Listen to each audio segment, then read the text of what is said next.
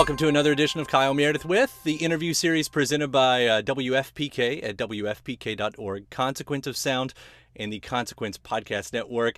I am so honored and excited to welcome this guest today, Suzanne Vega, who's got a brand new record called An Evening of New York Songs and Stories. It is such a pleasure to meet you over the web here. Yeah. Let me say about this record first. I don't know that I've been affected this hard by a live album, especially, in quite some time. Your performance is as amazing as always, but I also want to point out the sound of it. Like, if the chatter hadn't been between songs, the talking, the storytelling, and the little crowd, I don't think I would have known that this was a live album. It sounds so almost like binaural recording. Like, how did you do that? I hired the right guys, obviously. Well, we had the engineer come down and do it. I don't think we did anything different than we would have otherwise. We didn't use any special techniques that I know of. I love the musicians I play with. They're great. And we did it over 3 nights, so we were able to piece together the best of the 3 nights. And I trust their judgment as far as the engineering goes. Yeah. Well, I guess the room had to have done something with that then too, because as I read, I mean, you're not just in any room here. I mean, this is the Cafe Carlile, right? I mean, for anybody who doesn't know about this place, could you tell a bit of the history on it?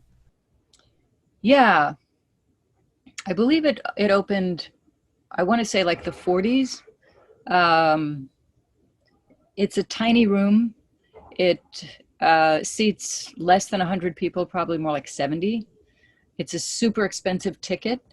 You have to pay not just for the music, but you pay for dinner and you pay for drinks, and all of that is quite pricey.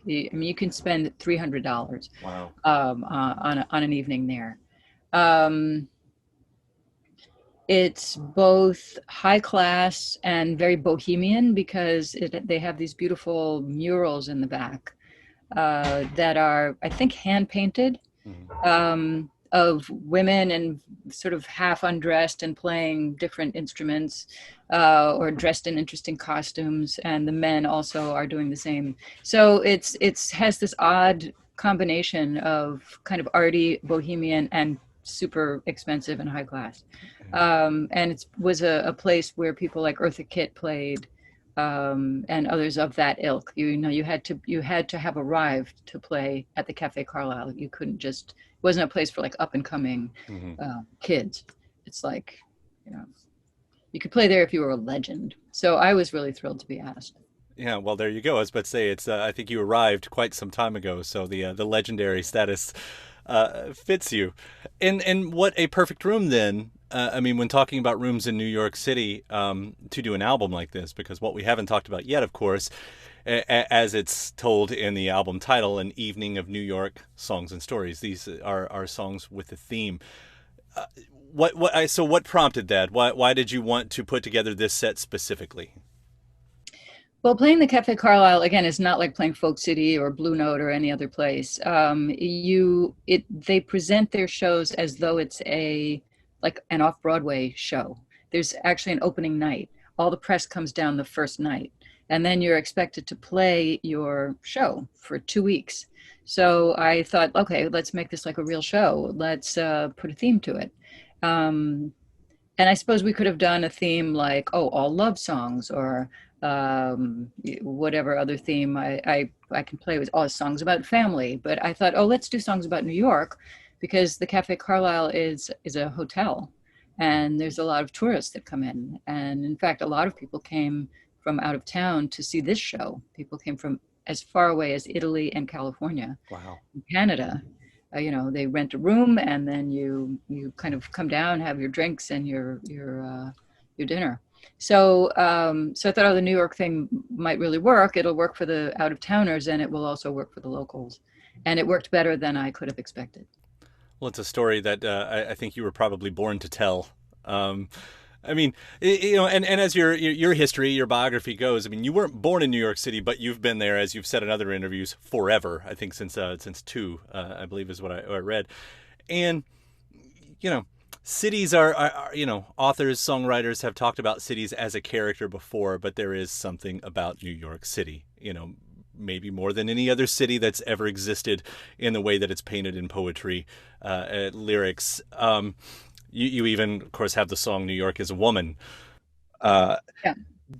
is it? Do you treat it like a character study in that way? I mean, and to treat a place in the same way as a person. I mean, how similar is that when you're writing a song? Well, it's fun. It's fun to do that. It's called personification, I think, in the technical terms. And I did it before with Solitude Standing, suddenly turning the idea of solitude into a woman. So I do it from time to time. Um, and it's a technique I've used on the road as a way of talking to the audience. I'll say New York is a woman, and then I'll give a few lines about what kind of woman she is.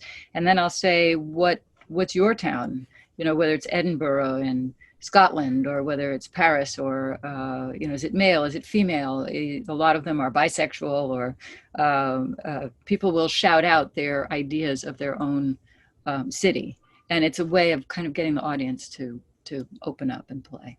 Yeah, and I do love what you say on this record too, because as you do say the things that New York is. Uh, I'm actually forgetting, but you go through the types of woman that she is, which is not always the most feminine, I guess, is what you're saying. The ladylike is, but you end up, but always fascinating.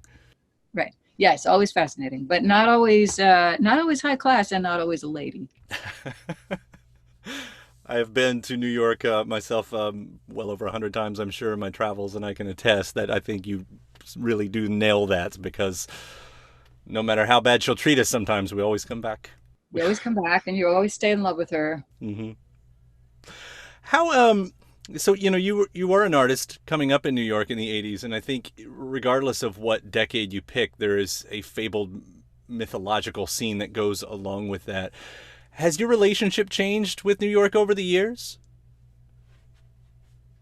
Has my relationship changed with New York? I guess it has a little bit. I mean, in the 80s, I was deeply involved in the scene that was based around Folk City, which in some ways was not exactly a leftover of the folk city scene from the 60s and 70s. It was a place of history. Folk City was. Because Bob Dylan had played there in the 60s, and then he started his Rolling Thunder Revue from there in the 70s.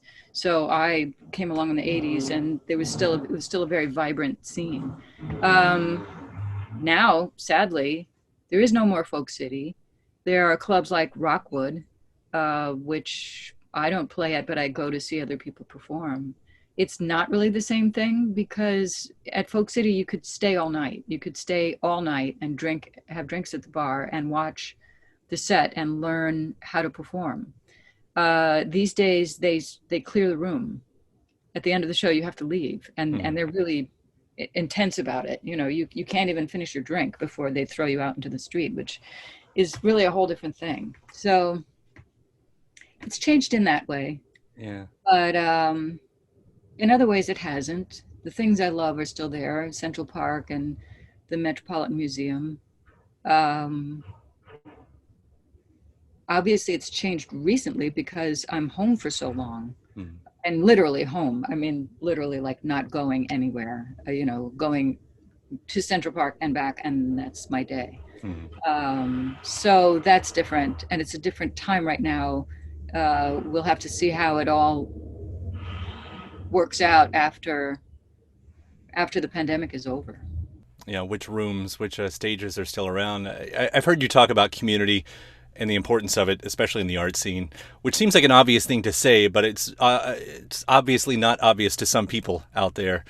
Um, and I'll point out again, as I've done in other interviews, I'll take this moment to point out of the people that are working very hard right now to lobby Congress to help save some of these rooms, post-pandemic, whatever that world might be looking at. But I always really appreciate when you do talk about community, because I think more and more, me even here in Louisville, it's hard to find that sense of community that I think seem to be fostered in the past. There was an interview you recently did with a New York publication where you were even talking about the absence of diners and how that fostered community too. I mean, obviously coming from the person who wrote one of the most famous diner songs of all time. But that's, I mean, that's that. I don't know if you can speak any more of it, because I know I'm not asking a direct question here, but that whole thing about just having those rooms, even if they're not musical, where things happen, just conversations happen. Yeah, I think that's what we expect of New York. Are places like diners where you can get together with somebody and cheaply and talk about your latest project or some idea you've had, or that's what those places are for. As well as those of us who like to sit and be solitary and maybe write in our journal, but don't want to stay home to do it. That's what the other thing diners are really good for, are is like writing in your journal, when you want to feel humanity around you, but don't want them in your face, like the subway.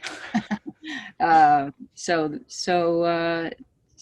that to me is one of the pivotal things about New York. Yeah, it's one of the beautiful things. And again, I mean, kind of bringing this back into this album with an evening of New York songs and stories. There's a song on here that shows me the flip side of painting a picture like this, and that's the song Ludlow Street. Because when I hear Ludlow Street, it's almost like the other side of memories. The ghosts, Yeah. it's those moments of seeing what's not there, Right. which I find a really interesting angle. Tell me about that song, because I don't think I've ever really read where that song comes from, because that's how I see it. It's the dark part of nostalgia. Um, yes, I agree with you. Interestingly, it's also the dark side of community. Um, in a way, those scenes can be destructive. You can get together and talk about your art, but it also sometimes will foster alcoholism or drug use, or that comes along with a kind of scene as well. So Ludlow Street was a place where, when I was hanging out in the 80s, was the site for many wild, crazy, fun parties. There was one in particular, one New Year's Eve party that seemed to go on for several days. I remember going down there on the Monday and coming home like Wednesday, Thursday, which is where you get the line about the nicotine, because I was sort of experimenting with smoking then. It seemed like something fun and interesting. So that's the beginning of that song. And eventually my brother Timothy moved there. He moved to Ludlow Street. And my brother Tim passed away in 2002 of alcoholism. So that whole partying scene, which was so much fun, it can just tip right over into the danger zone. After 9/11, my brother worked at the World Trade Center and became kind of obsessed with the site, kept going down there, and his drinking got worse. And so Ludlow Street itself was a site for parties for me in the 80s that were fun and part of this group. And then also became where my brother lived.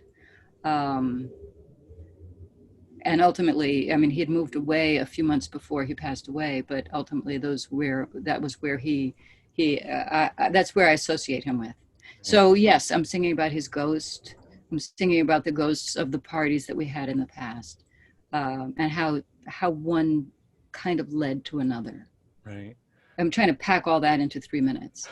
Beautifully, as usual. And another ghost shows up on here. I mean, your friend Lou Reed, you do a cover of Walk on the Wild Side, which is such a fun little version of that.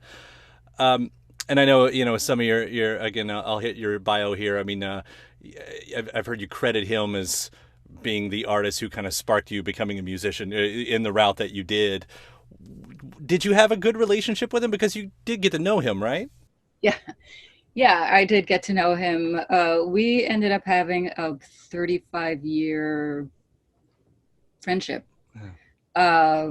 And I saw him in all kinds of moods. He could be great. He could be wonderful. He could be really, really kind. And he could be the opposite. He could just tear you down or make you feel that big. But ultimately, he's someone whose honesty I really appreciated, and his artistry was always something that I aspired to myself. Um, it, it's kind of amazing to look back and see that it was 35 years, but that's what it was. And his friendship was very meaningful to me. Yeah. You did, I mean, there's lots of Lou Reed songs and there are other Lou Reed New York songs. Was there any reason specifically why you went for that one?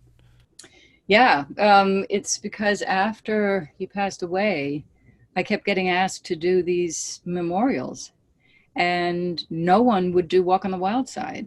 So if I tried to choose some other song, usually someone had taken it already, but no one would touch Walk on the Wild Side. So Jerry Leonard and I decided, okay, I thought to myself, I can do that song. And we worked it up, and the audience liked it, and we just kept doing it. And then eventually we worked it into my set. We would do it as a little encore. And so it was, I just thought, oh, we're going to play the Carlile. We're going to do a set of New York songs. Why don't we just do this and see how it goes? Yeah, and it does lead to a really fun moment. There's a few, I say fun moments only because, you know, beautiful album, but you have these really, I don't know, 3 points where things become a little bit dancey, you know, and I guess that being one of them. Frank and Ava is one of my all-time favorite songs. Beyond just your catalog, it's just one of my all-time favorite songs. I love it. And then the record kind of comes down to a closer with Tombstone. And I don't know. So this is a song I'll admit I wasn't familiar with, but what a fun having the jazzy sound kind of go against the idea of what you're talking about. I mean, what a cool little track. Thank you. I love that song. Yeah, and it is, I'm talking about the idea of like, when I die, how do I want to be treated? And it's an ironic song. It's sort of about dancing on your tombstone. It's like dancing in the presence of death. And so, yeah, I have fun with it. Yeah. It's just a little throwaway, but I find it meaningful, and it became even more meaningful, of course, once the pandemic hit New York. I thought, wow, Tombstone and Thin Man both, this feeling of death somehow being in the city. Both of those songs took on a new meaning to me when the pandemic hit New York City. Yeah, it's really interesting how many songs have done that, especially how many songs artists have written, you know, in the past year, ready for them to roll out at this time, and suddenly they're speaking for this moment right there. I mean, it's the way Yeah. those songs changed and everything. I'll say this really quickly about Tombstone too, because that riff, I wrote this down. It really reminds me of those cartoons from the 30s, especially with ghosts and everything. It's just, which was such a very specific sound, you know? I love that.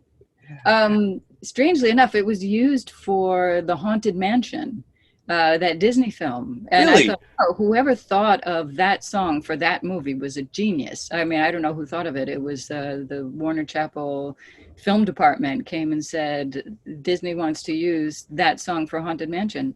And I thought, that's perfect. That's Yeah, absolutely perfect. that is perfect for that. It fits in so well. I will ask a bit somberly because this record is coming out on September 11th. It is a New York record. Is that a coincidence, or was that sort of part of the story as well? It's a coincidence, a total Yeah. coincidence.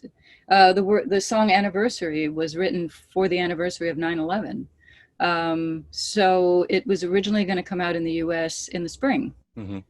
June, I think, or something like that. So I asked my manager, okay, it's been postponed because of the pandemic. So what's the release date? And he said, oh, 9/11. And I said, really? Are you kidding me? And he said, no, it's 9/11. And then he says, do you want me to change it? And I said, no. At first I was kind of shocked. And then I thought, no, just let it be what it is. Hmm. I mean, it can be a date, but when you're talking about such a New York centric record, it feels like that's just what else could it have been, almost, you know, sort of. Yeah, that's how I felt.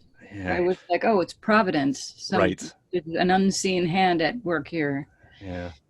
Well, again, I can't compliment you enough. This record is beautiful. I love all of the work that you've done through the years. I'm so happy with the set. I've already listened to it twice this week. I'm probably going to listen to it once I get off here as well. So Congratulations on this, Suzanne, and thank you so much for taking the time to talk about it today. Again, it's been a real pleasure and an honor to talk to you. Oh, thank you very much. It's been a pleasure for me too. All right. Thanks.